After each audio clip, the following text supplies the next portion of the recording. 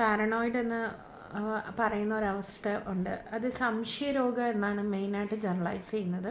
പാരനോയിഡിൻ്റെ പല വകഭേദങ്ങളുണ്ട്. അത് ക്യാരക്ടറൈസ്ഡ് ചെയ്യുന്നത് ഡെലൂഷൻസ് ആണ്. ബിക്കോസ് അൺവാണ്ടഡ് തോട്ട്സ് ഉണ്ടാവും, ഒരിക്കലും ഇല്ലാത്ത കാര്യങ്ങളുടെ തോന്നലുകളുണ്ടാവും. ഇതിൽ എനിക്ക് വന്നിട്ടുള്ള ക്ലയൻസ് മിക്കവരും വലിയ തെളിവുകളൊക്കെ ആയിരിക്കും കൊണ്ടുവരുന്നത്. ഒന്നെങ്കിൽ ഭാര്യയ്ക്ക് ഭർത്താവിനെ സംശയം, അല്ലെങ്കിൽ ഭർത്താവിന് ഭാര്യയെ സംശയം. ഇവർ വലിയ തെളിവൊക്കെ ആയിട്ടായിരിക്കും വരുന്നത്. പക്ഷേ ഈ തെളിവ് പരിശോധിച്ച് കഴിഞ്ഞാൽ റിയാലിറ്റി ആയിട്ട് ബന്ധപ്പെട്ട യാതൊരുവിധ കാര്യങ്ങളും കാണത്തില്ല. നമുക്ക് ഈ തെളിവുകൾ കാണുമ്പോൾ വെറും പൊട്ടത്തരമാണെന്നാണ് തോന്നും. നമുക്ക് ചിരി വരെ വരും. പക്ഷേ ഇവരെ എത്ര കൺവിൻസ് ചെയ്യാൻ ശ്രമിച്ചാലും ഒരിക്കലും ഇവർ കൺവിൻസ് ചെയ്യപ്പെടത്തില്ല. കാര്യം ഈ തെളിവുകൾ സത്യമാണെന്ന് ഇവർ പറഞ്ഞ വാദത്തിൽ തന്നെ ഇവർ ഉറച്ചു നിൽക്കും.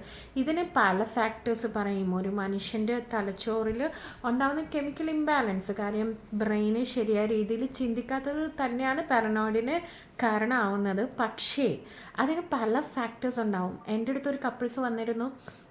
ആ ഭർത്താവിനാണ് സംശയം.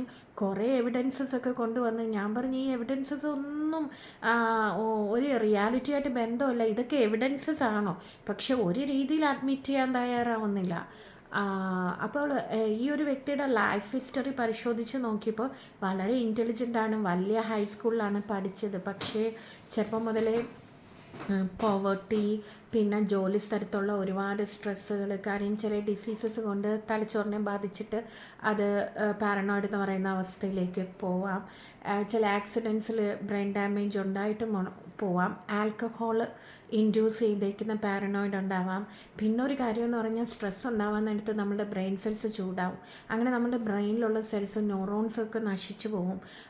അങ്ങനെ ആ ഒരു പോർഷന് തന്നെ ഉണ്ടാവുന്ന ഒരു എന്താ പറയുക, ഒരു ഡിസ്ട്രക്ഷൻ, അതിൻ്റെ ഒരു ഭാഗമായിട്ട് പാരനോയിഡ് എന്ന് പറയുന്ന ഒരു രോഗാവസ്ഥ വരാൻ സാധ്യതയുണ്ട്. ഞാൻ ഈ വ്യക്തിയുടെ കേസ് ഹിസ്റ്ററി എടുത്ത് പരിശോധിച്ചപ്പം കണ്ടിന്യൂസ് കാര്യം ലൈഫിൽ സ്റ്റാർട്ട് ചെയ്തപ്പോഴുള്ള സ്ട്രെസ്സ്, ജോലി സ്ഥലത്തുണ്ടായ സ്ട്രെസ്സ്, അതൊക്കെയാണ്. നല്ലൊരു പേഴ്സണാണ്, നല്ല ഹെൽത്തിയാണ്, നല്ല ഹാർഡ് വർക്കിംഗ് ആണ്, നല്ല നോളേജ് ഉണ്ട്. ആ ഒരു അവസ്ഥയിലേക്ക് എത്തിച്ചേക്കുന്നതെന്ന് എനിക്ക് മനസ്സിലാവാൻ കഴിഞ്ഞു. So it's never been late. നമ്മളുടെ ലൈഫിൽ നമ്മൾ എക്സ്പീരിയൻസ് ചെയ്യുന്ന ഏത് ടൈപ്പുള്ള സ്ട്രെസ് ആവട്ടെ, അത് ഗ്രാജ്വലി നമ്മളുടെ ചിന്താശക്തിയെ തന്നെ ബാധിക്കും എന്നുള്ളത് ഉൾക്കാഴ്ച കൊണ്ട് നമ്മളെപ്പോഴും അതിനു വേണ്ടി ഹെൽപ്പ് സീക്കേണ്ടതാണ്.